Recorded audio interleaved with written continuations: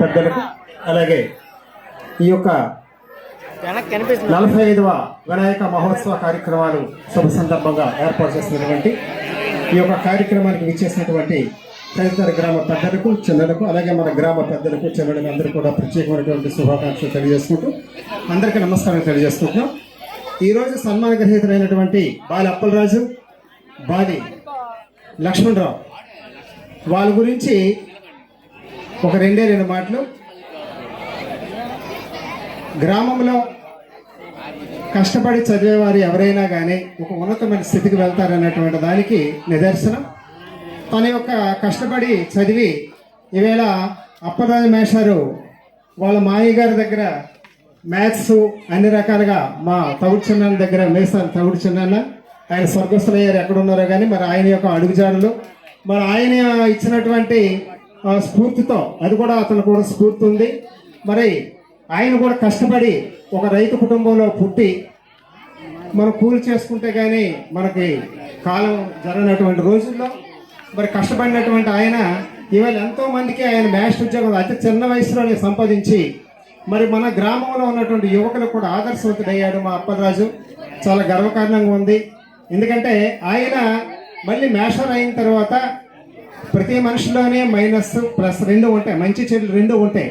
కానీ ఒక మంచిని ఒక ఆదర్శంగా తీసుకొని తన తెలివితేటలు ఎంతోమంది యువతకి ఆదర్శప్రాయంగా తయారయ్యి తను ఒక సంస్థను పెట్టారు. సంస్థ అనేటప్పటికీ డబ్బులు తీసుకున్నా కానీ ఒకవేళ పేదవాళ్ళుగా చూస్తే కాకుండా ఆ డబ్బులు యాక్సెప్ట్లో కాకుండా ఆయన సేవా దృక్పథంతో కూడా ఎంతోమందికి ఉచితంగా తన యొక్క ఇన్స్టిట్యూట్లో చదివించి వాళ్ళకి అక్కడ మొత్తం అన్ని ప్రాంతాల్లో ఉన్నటువంటి వాళ్ళు కూడా రాష్ట్రంలోనే ఉమ్మడి రాష్ట్రంలోనే మన రాజా విజేత కోచింగ్ సెంటర్ పెట్టి ఆయన ఒక మంచి పేరు నడివలసకు తీసుకొచ్చారు.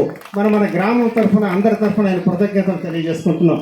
ప్రతి డిఎస్సికి అనేకమైనటువంటి విభాగాల్లో అది పోలీసు కావచ్చు, తర్వాత సివిల్ సప్లై కావచ్చు, ప్రతి దగ్గర కూడా సివిల్స్లో కానీ ప్రతి ఒక్కరు కూడా తెలివితేటలు ఒక ఆదర్శవంతంగా ఆయన నిలిచారు.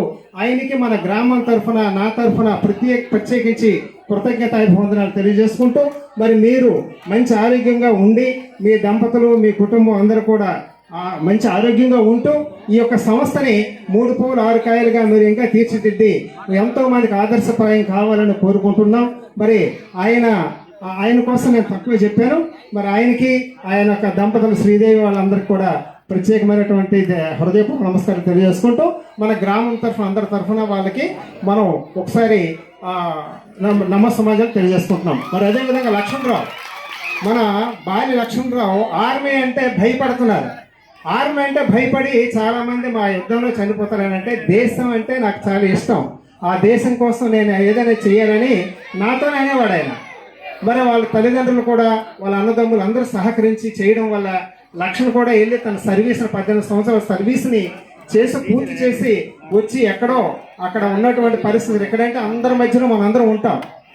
మనం బాధ్యత ఉన్నటువంటి వాళ్ళు కొంతమంది అయితే, బాధ్యత లేకుండా ఉన్నటువంటి కొంతమంది యువకులు అయితే, బాగున్న వాళ్ళు కొంతమంది అయితే, చెడిపోయే వాళ్ళు ఎంతోమంది ఉంటారు. కానీ అటువంటిది ఈ గ్రామంలో పుట్టి ఒక దేశ సైనికుడిగా, భారతదేశ సైనికుడిగా ఈయన అక్కడ సేవలు అందించారంటే గర్వకారణంగా ఉంది. మరి ఇక్కడ ఒక సైనికుడిగా వచ్చి ఈరోజు మళ్ళీ ఇక్కడికి వచ్చి చంటి పాపలు పాలు తాగని పిల్లల్ని విడిచిపెడితే వరే మీ నాన్న ఎక్కడికి వెళ్ళాడరా బాలంటే మా నాన్న చదువుకోవడానికి వెళ్ళిపోయాడని చెప్పేవారు పిల్లలు. అంటే అక్కడ మరి ఎంత దీక్షగా చదివాడంటే ఒకసారి మరి అర్థం చేసుకోవాలి. ఆయన కృషి కూడా ఉంటుంది.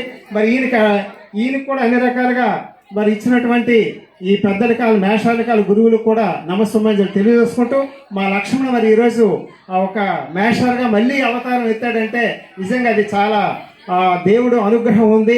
ఆయన కృషి అంతా ఉంది. ఒక దేశ సైనికుడికి సాధించినటువంటి అన్ని లక్షణాలు ఉన్నాయి. తర్వాత అతను 2 విధాలుగా అతను రేపొద్దున ఏ స్కూల్లో చెప్పినా ఆయన పిల్లలకు మంచి ఆదర్శవంతుడిగా కాగలడని. ఎందుకంటే ఆయన మేము గ్రంథాలయం నడిపిన గ్రామంలో ఏ కార్యక్రమం చేసినా వాళ్ళ ఇంటి దగ్గర వాళ్ళు ఇచ్చిన ఇది డొనేషనే కాకుండా వాళ్ళు ఇచ్చినటువంటి విరాళమే కాకుండా తను ఒక 2000, 3000, 5000 కూడా ఇచ్చేవాడు దేవి నవరాత్రులు మేము చేసేటప్పుడు.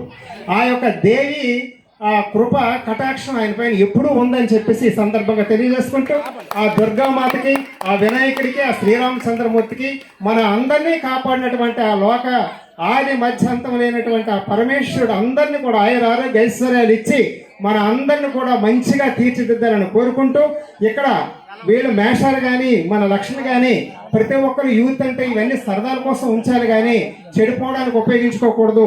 దయచేసి మన కన్న తల్లిదండ్రులు మనకి ఇచ్చినటువంటి ఆయు ప్రమాణం 100 సంవత్సరాలు మనం ఎన్నకాలం జీవిస్తామో తెలియదు.